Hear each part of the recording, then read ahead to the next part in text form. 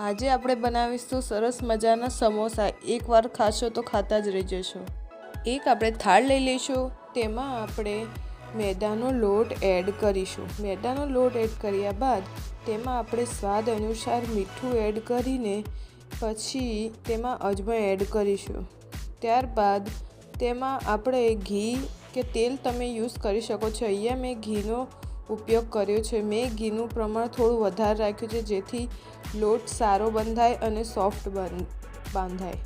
હવે ત્યારબાદ તેને 5-10 મિનિટનો રેસ્ટ આપી દઈશું. એક કઢાઈ લઈશું. તેમાં આપણે રાઈ, જીરું, હિંગ, હળદર અને આદુ મરચાંની પેસ્ટ અને મેં બટાકા પહેલેથી જ બાફી રાખ્યા હતા એટલે બટાકા અને થોડા વટાણા એડ કરીશું. હવે તે બધી દરેક વસ્તુ આપણે અંદર એડ કરીશું કઢાઈમાં. ત્યારબાદ આપણે હળદર, મરચું પાવડર, ધાણા પાવડર દરેક વસ્તુ આપણે એડ કરીશું.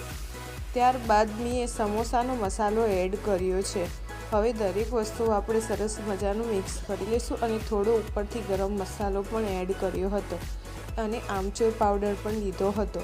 હવે દરેક વસ્તુ મિક્સ કરીને તેની પર હવે ધાણા એડ કરી લઈશું. એડ કર્યા બાદ હવે એક આપણે ગુલ્લો કરી લઈશું મેદાનો લોટનો અને તેને સરસ રીતે વણી લઈશું.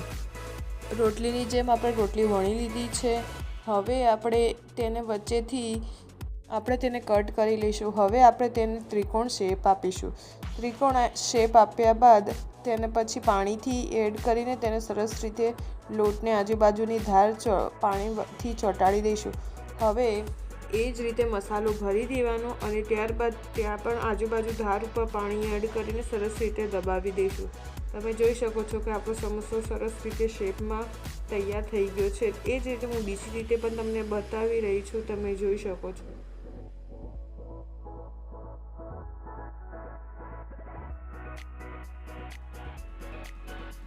મેં પહેલેથી જ કઢાઈમાં તેલ ગરમ કરી રાખ્યું હતું. હવે આપણે સમોસાને કઢાઈમાં એડ કરીશું અને ધીમા તાપે સરસ રીતે તેને તળી લઈશું.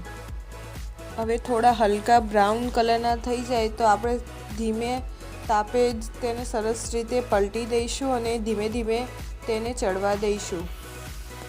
ધીમા તાપે ચડવાથી આપણા સમોસા સરસ મજાના ખસ્તા બને છે અને ખાવાની પણ મજા આવે છે તેવા બને છે. હવે તમે જોઈ શકો છો કે સરસ રીતે બ્રાઉન કલરના થઈ ગયા છે. મારી આ રેસીપી સારી લાગી હોય તો જરૂરથી ટ્રાય કરજો. Thank you.